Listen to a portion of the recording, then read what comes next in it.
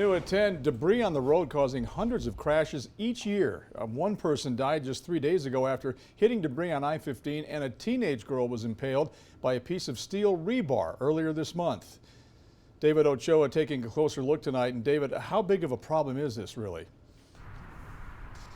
Well, according to the Department of Public Safety, there's been at least 9 debris-related deaths since 2021. And it isn't just the debris itself that's causing the problem. It also causes people to swerve or make quick reactions that can cause even more accidents.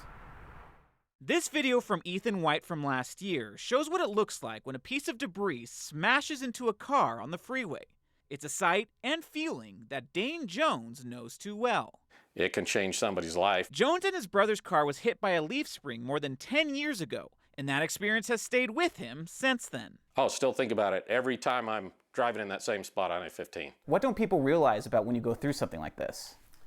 How a little thing can make a massive, life-changing impact for people. On Friday, a person was killed after they collided with debris on I-15. And earlier this month, an 18-year-old girl was impaled by rebar that came through her windshield. How often does it happen? Is this a big problem here in Utah? Yeah, so it's pretty often that we get calls to debris on the roadway. Probably every single day we get multiple calls of debris in the roadway. Sergeant Mickey Tucker with UHP says they get reports of tire tread, ladders, and all kinds of metal objects, like the leaf springs that went through Jones's and Ethan White's windshields. Tucker says loads need to be secured and covered, because if you lose debris and cause a significant crash that causes serious injury or death, you can face a Class A misdemeanor and a fine.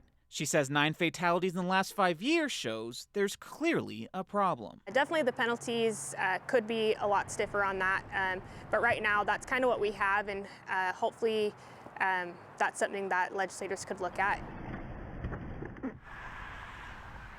Now, UDOT has told us before that they send out sweepers and rakes a couple times a month on I-15 here in the Salt Lake Valley to pick up that debris. Now, Tucker says if you do see someone with an unsecured load or maybe some debris in the road, to call 911 and they'll get a trooper out to your location as soon as possible. Reporting live, David Ochoa, KUTV 2 News.